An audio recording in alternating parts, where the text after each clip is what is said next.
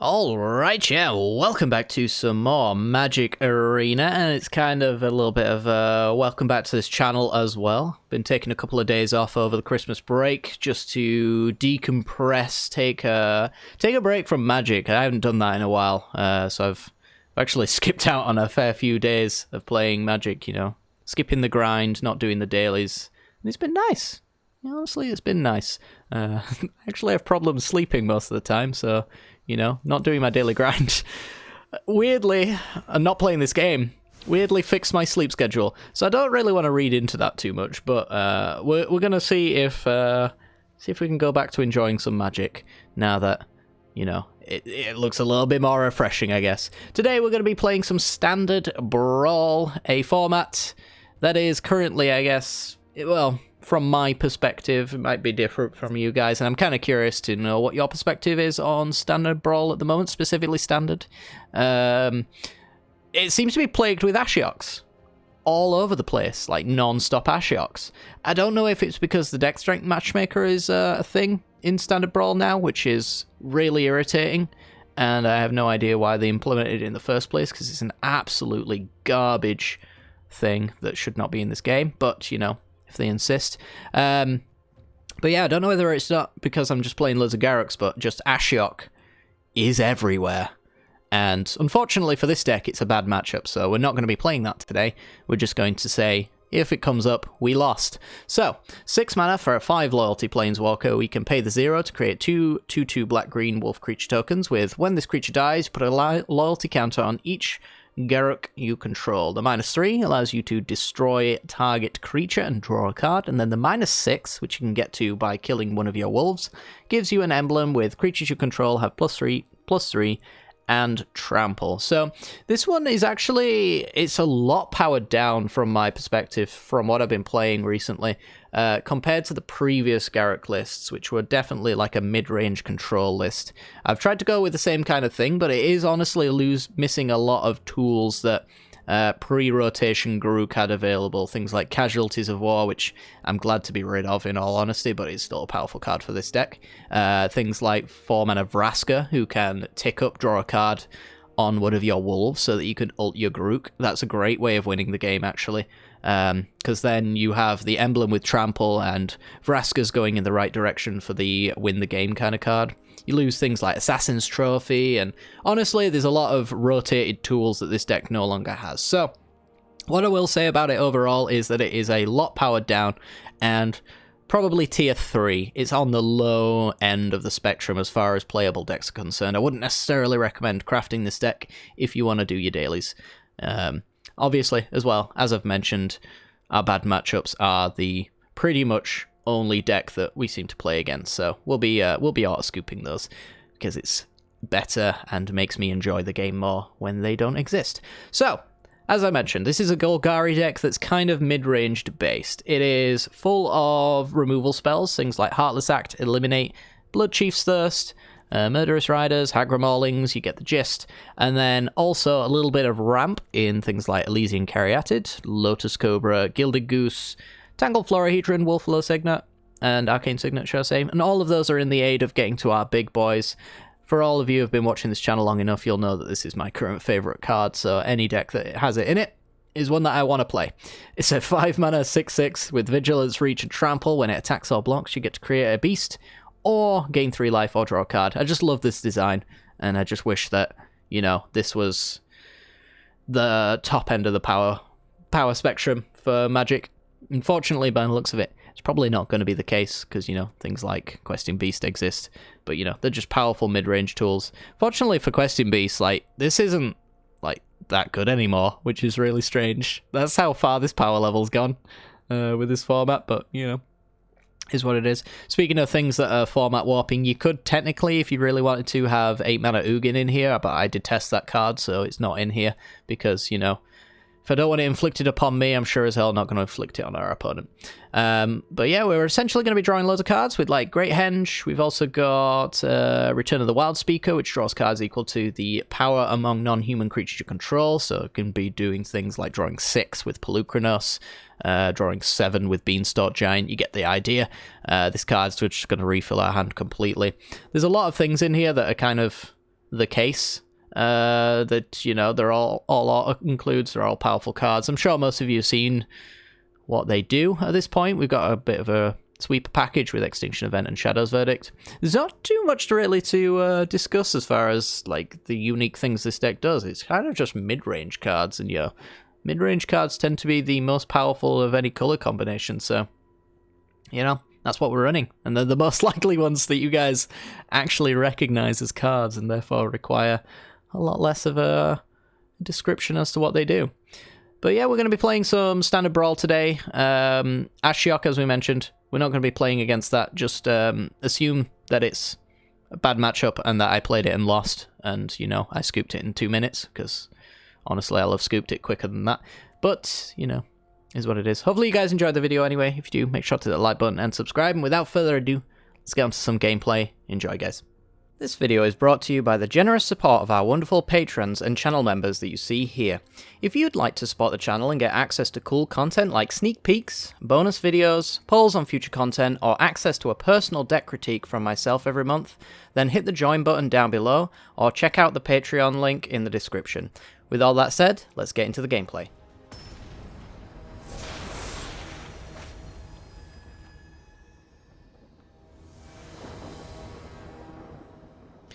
Alright, Heliod Suncrowned versus our hand, which is slow. Slow, but it might get the job done being on the play. Got a tap land to lead off with. We can focus on something here, which might be quite nice. I don't think Lack of Predation's really going to do it for us here. So do we want to go with Lotus Cobra or Maze Mind Tome first? I suppose it's Lotus Cobra. Get the pressure on, we can get extra mana in play. Pelucranos down next turn means that the turn after we can start fighting all of their permanents that give them devotion for Heliod. We also get a cheaper Great Henge as well, which is something I'm quite into the idea of.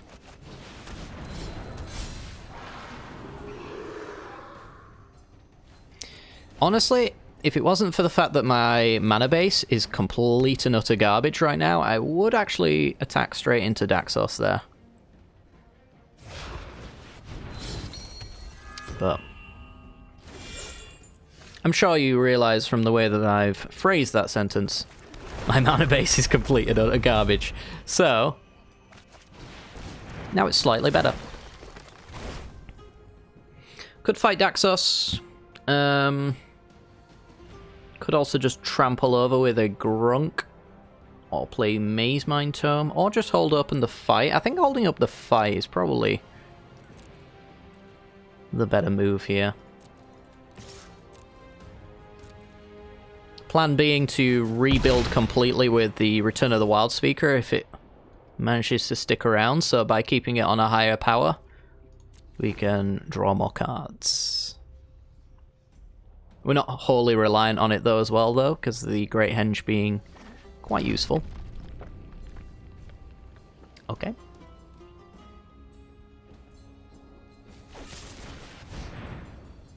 That's sad. As we said though, we don't care too much about that. I'm just going to float the mana and then draw 6 on my next turn. Right? Because we're going to draw a land. You ready, chat? Look, we drew... God. Draw a card. Land. It's technically a land. Alright, well, I'm going to play this. Go black mana, and then we're going to fight the Daxos to keep the devotion on Heliod down a little bit. This allows me then to swing for 8, put some massive pressure on our opponent. And again, we're ready to draw 6 cards. Altar of the Pantheon counts as devotion, and the Impassioned Orator is a card draw trigger. So, I mean, we could draw 6 cards, which is the slow play. We could also Murderous Ride the Orator, which potentially keeps Heliod away from attacking us.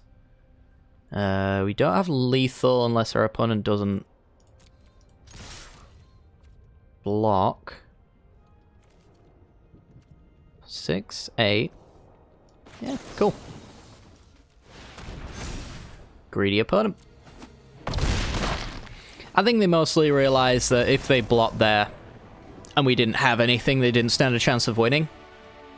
So they really kind of didn't want to block because they have no hopes of winning if it's gone, and they have no board presence, and I have a 6/6 and a Lotus Cobra 2/2, which can, you know, pump out Grunks and all sorts of other nonsense, so it's probably correct for them to not block there and assume I don't have a pump spell. It's not as if they're, like, very prevalent in many formats at all, really, outside of, I guess, maybe Draft? Does Draft have many pump spells these days that matter? I don't know. Yeah. You can tell how good I am at Draft for knowing that. But, yeah, okay, next game.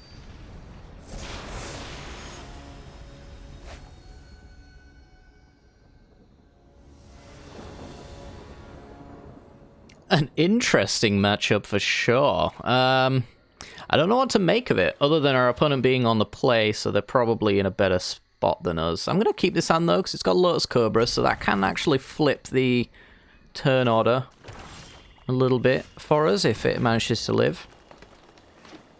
So they're playing Grunk as well. They've got the Arcane Signet to lead, which is... Oh, wow.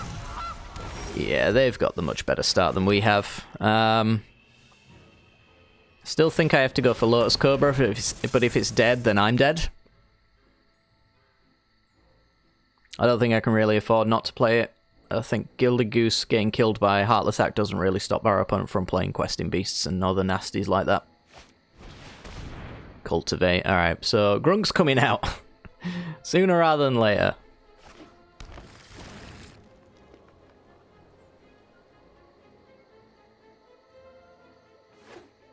So there's a land drop. 4, 5, 6 mana guaranteed. Oh boy. So killing Gilded Goose no longer does anything of note. I could go Temple, play Grunk's Harbinger. My only hope is that I can draw into Planeswalker removal. Or something that keeps tempo with Grunk's 2/2s, and this unfortunately does not.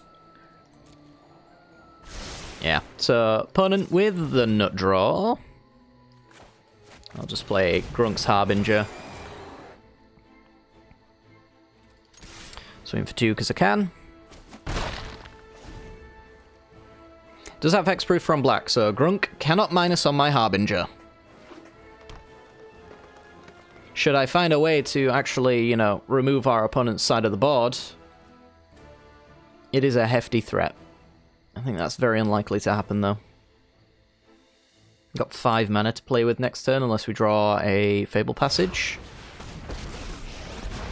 I think Fable Passage, honestly, is our best draw, because it allows us then to also make 2/2s. I don't know how useful, like, Thorn Mammothing their wolves is, really, to be honest. And certainly letting those wolves die is the worst thing we could possibly do, because Grunk Emblem, when we don't have one, is certain death. Nothing in the yard for Skoos.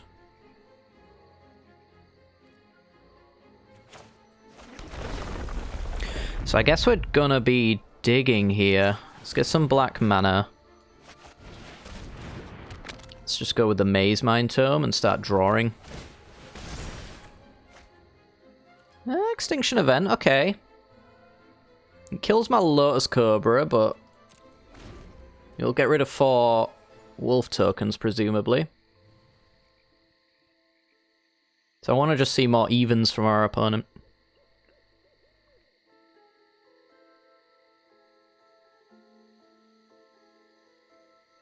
And we can even then go Extinction Event and draw a card if we get to keep the Lotus Cobra around as well. Which we don't. We don't. It was going to get, like, extinctioned eventually.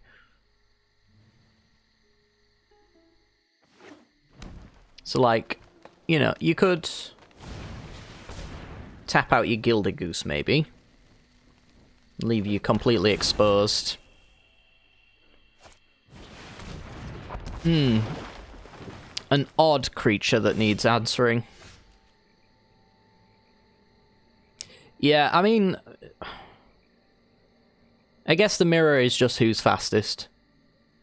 It certainly seems that way to me. Like, how do I beat this Grunk? When they can just Elder Gargaroth into me, for example. I can play this Thor Mammoth, which trades off into Gargaroth. That doesn't seem particularly good. I can Extinction Event. I can get rid of my board and their board simultaneously. Doesn't seem particularly good. Nothing I do seems particularly good. I suppose my best deal here is actually just to Heartless Act the Elder Gargaroth. And draw a card with Maze Mind Tome. Maybe should have done that first. Doesn't matter. Okay. And then we pass the turn. We're still looking for that Extinction Event opening. But again, our opponent, being on the play with more ramp than us, can now drop down the largest Beanstalk Giant of all time. Continue pumping out wolves while they do it. It's an odd, by the way, so I can't get rid of it and the wolves at the same time.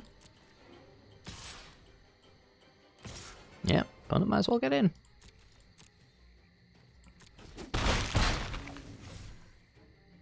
suppose I could have a free block on there, like Grunk going to 3 is not that big of a deal. But, you know, an 8-8 that I can't deal with is a big deal. And more wolves. Alright, so we're gonna go forest. Stay on the tree. Pelucranos, you do nothing for me, do you?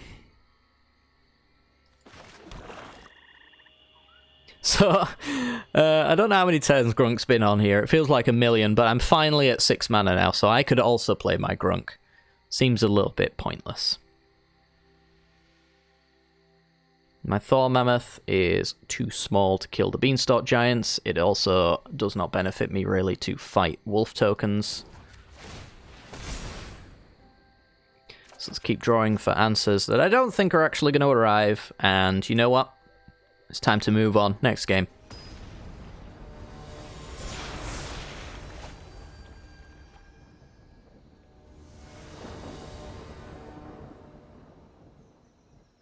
Okay, we're in, and it's actually a pretty reasonable matchup. We're up against Kinnan, Bonder, Prodigy. We've got removal for Kinnan, which is basically the only qualification we need for our opening hand, other than, obviously, having it be playable. I think I am immediately going to go and crack the Fable Passage here. I'm going to go for green for the Great Henge, though in general I don't think it'll really matter because we have the Solomon Beanstalk Giant. Okay. Could play just a 2-1 beater. I'm honestly not against that, to be honest. More removal would always be nice as well, because the usual play pattern for Kinnan is play a mana dork into a Kinnan, and then the Kinnan basically ends up being free. We're going to go with Beanstalk Giant. Grab a swamp, and then we're going to have to Bloodchief's Thirst the Marrowleaf Pixie. It is as good as keeping Kinnan in the command zone as it's ever going to get. Gilded Goose Kinnan would be pretty much a stab in the back by the Shuffler. Don't do it to me. Alright, well, Heraldic Banner. Really need to get this Great Henge out. I think that's the only way I'm winning this game. We'll grab some more black, and we'll play a forest, swing for 2 again. We are now at 6 mana, so we can get our Garruk down. So if Kinnan comes out, leaves our opponent with 4 mana. If the 4 mana play that they have is not that great, then we can maybe, just maybe, eke out a win here. Especially if we can get the Great Henge down and actually performing before it gets Gem Razored or whatever. Opponent's definitely considering the possibility that their Kinnan is dead. and decides it's fine.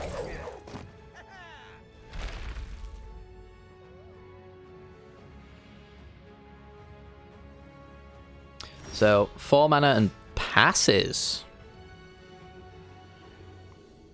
Okay, so what our opponent is saying is that they have counter magic for Grunk. I can't honestly understand a single reason why they would do what they did, if that weren't the case, but I have to go for it. Wow, okay.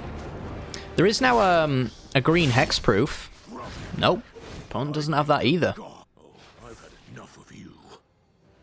Alright, my new theory is our opponent has Questing Beast, and they knew I was going to minus on their Kinnan. I'm honestly grasping at straws as to why our opponent played Kinnan there. So they literally had open information that it would be dead if I choose to let it be.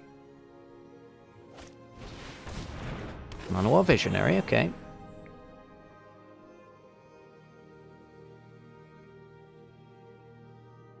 So they must have drawn that because they had 4 mana in which to play it. So this leaves me with no mana. It gives me a 7/7, which is the Great Henge next turn if our opponent can't remove it. Or I could do a big hand splooge to get this entire board out except for Great Henge. I think the plan is, well, first we swing. Unlikely to block with the Llanowar Visionary because they want Kinnan for that. I think we're going to go with the Beanstalk Giant because if I play it in this order, we do open ourselves up to Jwari's Disruption, which maybe that's what our opponent was holding. Apparently not. And then we can do 2 mana Great Henge and then draw card. Hopefully.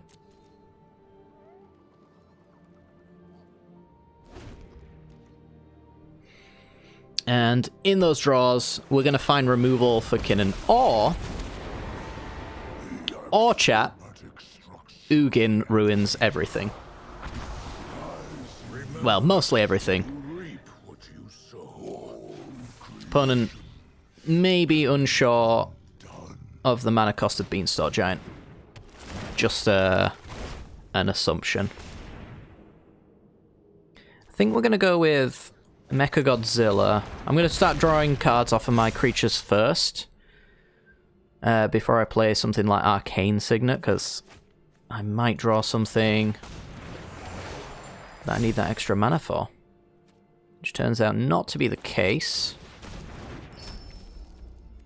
I'll keep Balaged Recovery around. Take care of Ugin. And threaten lethal on our opponent. So if they -7, they would have lost Ugin and had 7 more life. Instead, they concede, basically. Yeah, really strange plays from our opponent. I can't say that I understood any of them.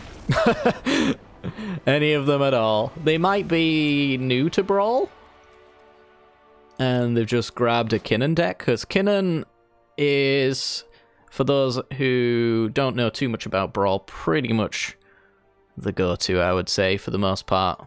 Except for apparently Ashiok is better now in Standard Brawl, because it's everywhere, but yeah, like, if you think of Brawl and the reasons why people hate it, it tends to be Kinnan being the reason for that case. Now, for me, it's Ashiok, and Ugin. Ugin's also another reason why I despise Brawl sometimes.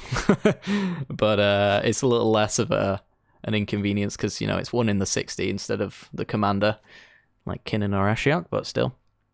It's a fun ruiner. Look how close it could have gone to, you know, completely stopping me from playing the game.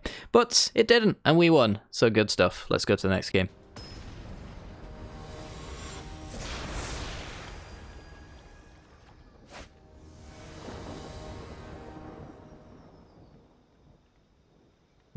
Simic Day, eh?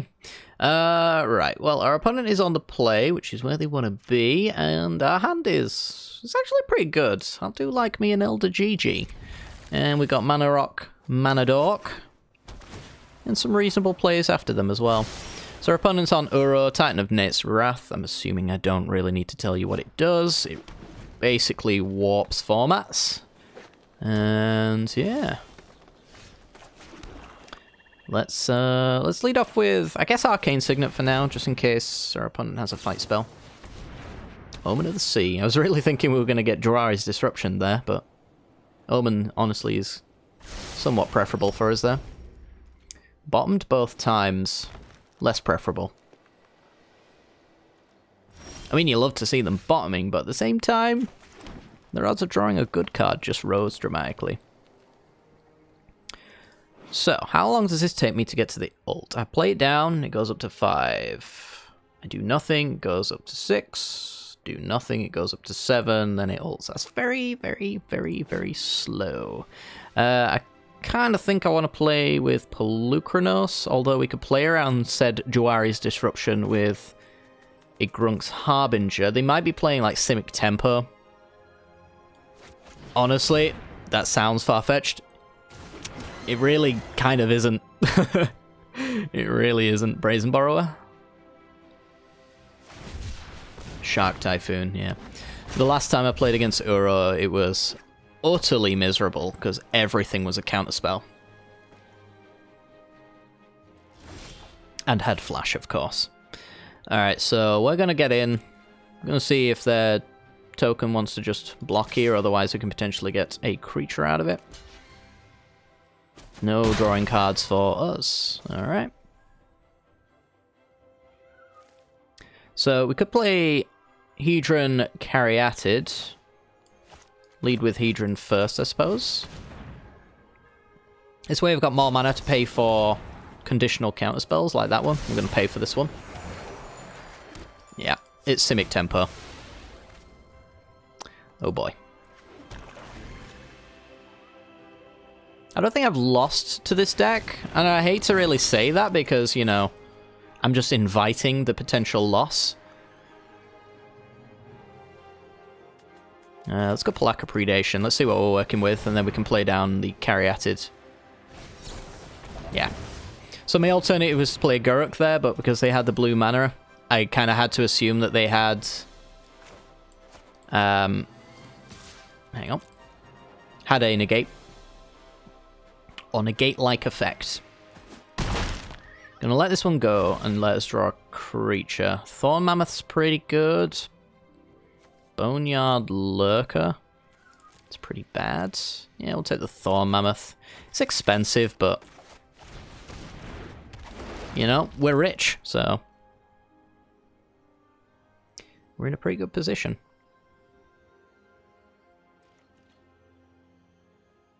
I'm surprised we haven't seen Uro come down at all. Yep, literally at all. Okay.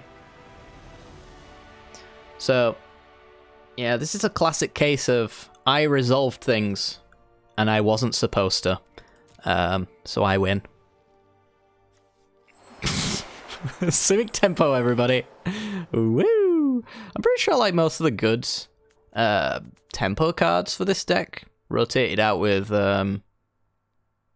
well, rotated out in general, because you got the 4-mana counterspell Frilled Mystic, Night Pack Ambusher as well, rotated out. Just so much stuff like that as well that should be in a deck like this and isn't. And I'm sure there's mostly, like, all the good counterspells are conditional in this format now, right? And I've got too much mana. That's what it'll be. They've got, like, Mystical Disputes in their hand or something like that, and they've realised I'm playing around all of them, so... yeah, alright, well, we'll take it. Wasn't the most exhilarating format. Oh, well, it isn't the most exhilarating format. It wasn't the most exhilarating game, but we'll move on to the next one, I suppose.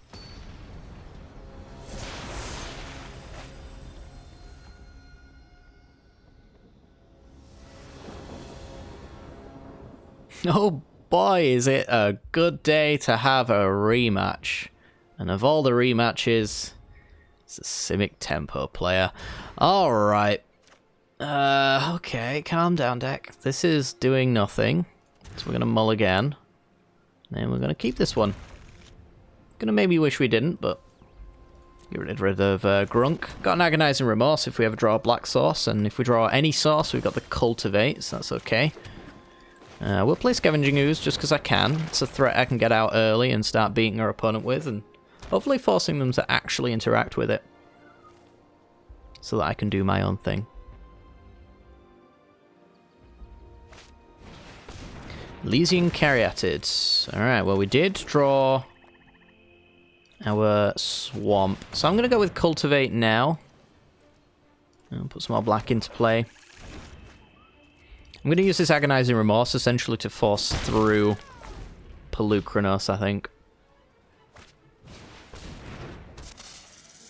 Although maybe with this level of ramp, I might have to pull him down right now. And opts, okay. So only one mana to play with. There's not really anything they can do with that, fortunately. Yeah, it's just a little bit of a shame that, and I should have played the Symbiosis tapped, I think, in hindsight. A little bit of a shame that we can't really play Pelucranos and the Remorse in the same turn, because I would really love to look at their hand. I'm just not really going to get the opportunity to do much of that. We'll offer a block here if they want to go for it. They do. Alright. Well, that honestly works for me.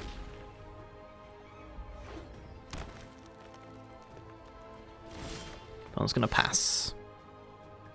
So, like, now I can go for the Agonizing Remorse. If our opponent has a Brazen Borrow for Pelucranos, they're going to have to tap down their only blue to do it. I'll take a card, and then I'll pay 3 to put Pelucranos back in play. That's at least the idea. Is it actually going to be exactly as I predicted? I'll take a card they care about. Okay, counter unless you pay 4s. Lots of them. There's a counter there with a scry. They've only got 1 blue mana, so it's hard to say whether or not I should take the Memory Drain on the off chance that they do draw blue, or I should take the count unless you pay 4 if they don't. I think I'm going to go with the Memory Drain. The reason being is I can't actually counter anything with that right now. And Pelucranos is here.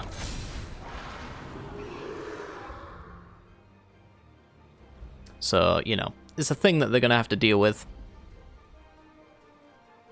If they want to Uro, they're going to have to tap out for their blue again. So basically this entire game is down to whether or not I think they find a blue source.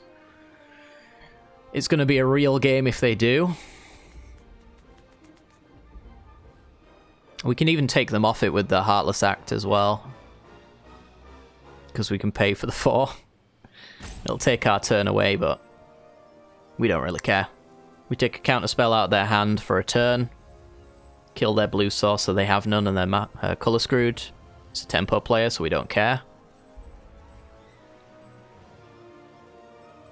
You always want to make tempo players as uncomfortable as humanly possible, and yeah, killing their final blue source is definitely up on the list of things that I want to do here. That's not a blue source, is it, opponent? That's why you're roping me? You're inflicting an inconvenience upon me because the shuffler isn't your friend? Well, you know what? That's what you get for playing tempo, isn't it? You know, it's just how tempo rolls. Karma comes back around eventually. Kuma, more like Kuarma. No, not really. All right, well, let's slowly think about the play we want to make here. Actually, no, we're not going to even slowly think about it. I just want to really assert dominance on our opponent here. I want to let them know that, you know, their last blue source is gone. Yeah, they're over there crying right now. Probably, I could say some mean things. I'm not going to say some mean things, even though I really want to. We'll just settle with they're crying because they're a child who ropes. Yeah, we'll go with that. That works for me. Yeah, it's nice to 2-0 this Simic tempo list. I wonder if the first time I ever played against the Uro tempo list, which was Counterspell Tribal, I wonder if it was them as well. Oh, there goes their blue mana. Alright. Boom.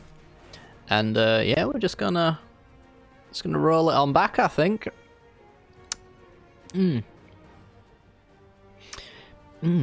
Oh, they've returned. They play a tap land, okay.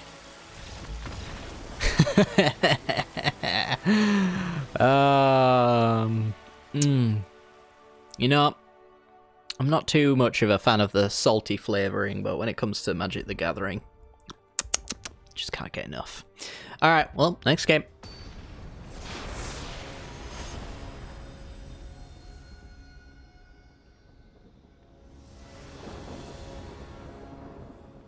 Alright, we're in, and apparently today is Simic Day. It's my favourite day of all time, but... what is this? This is turn 2 Caryatid, turn 3 Bloodchief's Thirst. Is that too slow? It's a little slow. But I'm gonna go with it nonetheless. Worst case scenario, this game's over quicker. And even that just sounds like a positive. Because, you know, I do like to have a little bit of variety in my videos, even if the format doesn't like being varied or anything like that, but... I'll go with it. Alright. Lead off with the Sanctuary, so we can go Caryatid here. Which will allow me then to hold open the Bloodchief's Thirst for their first mana dork. Hoping to essentially ramp into Kogler as soon as possible. Shadow's Verdict's also pretty nice as well, since most of their creatures are, like, pretty small, and Castle Garenbrig is a really, really solid draw for us. So we do want to make sure that the Woodland Mystic is dead here, because otherwise Kinnan basically comes down super cheap, and we don't like that.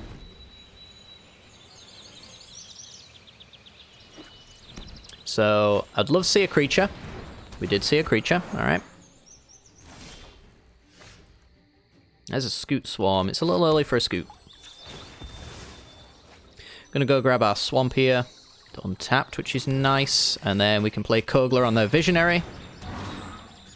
This means that when we attack, we get rid of all their mana rocks as well, and it would not surprise me in the slightest if our opponent scoops very soon. If our opponent goes land, dork, Kinnan, I will Shadow's Verdict in a heartbeat. That is already gone. My attack trigger will deal with that just fine. There's a Destiny Spinner. I could not care less about that. Alright, well, we're gonna go Grunk. Gonna get the attack trigger. Get rid of Heraldic Banner. We're not countering spells, so this doesn't really matter. And I'm unsure whether or not to play Turn Timber Symbiosis, to be honest. I think I might keep it in my hand. We can potentially get, like, Thor Mammoth with it and just dominate. It's also a land drop as well for Scoot Swarm, which needs 6, right? Yeah, 6. Ooh, Questing Beast. It's a very good one. Yep, so 4 at us. 4 at Grunk. But we'll eat to extinction that, swing in, attack trigger kills Destiny Spinner. This game should be over. Poly K.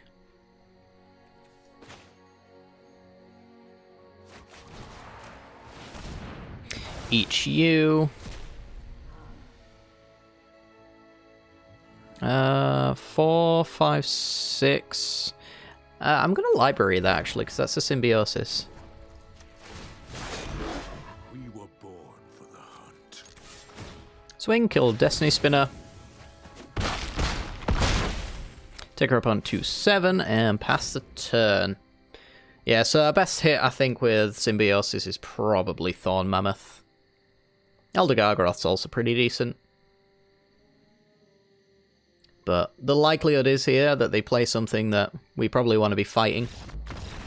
Which we do have the Pelucranos for, as I guess a worst case scenario. We can Castle Garenbrig for the 4 mana here, which leaves us with black and 6. Actually, we were a little bit short on mana there, but we got the... I guess we got the Swamp here as well, so we could fight there as well and put down another big boy. And I guess that's going to do it for today's video. Hopefully you guys have enjoyed anyway. It's not exactly been the most varied content in terms of our opponent's commanders, but you know, that's kind of standard Brawl at the moment, as it seems. A little bit of a shame, honestly. It used to be fun a couple of weeks back. You used to have, you know, just every which way, every single commander would have its own little thing. But I guess the format's settled and the meta's been defined, and yeah, I don't know. Doesn't look too pleasant. But, you know, when we don't play against the unpleasant matchups, it's still pretty amusing anyway. And apparently this deck's good as long as you don't play against those horrible decks. So that's good. But yeah, I wouldn't necessarily recommend playing this format, nor would I recommend playing this deck. But if you enjoy it, you know, is what it is. But yeah, hopefully if you did enjoy it, you hit that like button and subscribe, maybe even leave a comment down below. Let me know, actually, I would be really curious to hear your guys' opinion on the state of standard Brawl right now. I'm sure most of you only really want to play historic Brawl. Me too, and it is coming to Arena on the 2nd of January, I believe. But, you know, specifically, I'm curious about standard Brawl. Are you seeing too many Ashioks and things of that nature? Seeing too many Kinnons, apparently. It's today's Kinnon day. Up until today, I hadn't really seen Kinnon all that much, but, you know, it's still nonetheless a very powerful commander. But yeah, I'm just curious what your metagames look like, because, you know, the Arena devs have implemented the deck strength matchmaker, which is a little garbage, and ruins formats. So I'm just wondering whether or not I just see loads of Ashioks when I'm playing Grunk, or whether or not it's just so many Ashioks now. But yeah. Anyway, guys, hope you've enjoyed, and take care. Good night.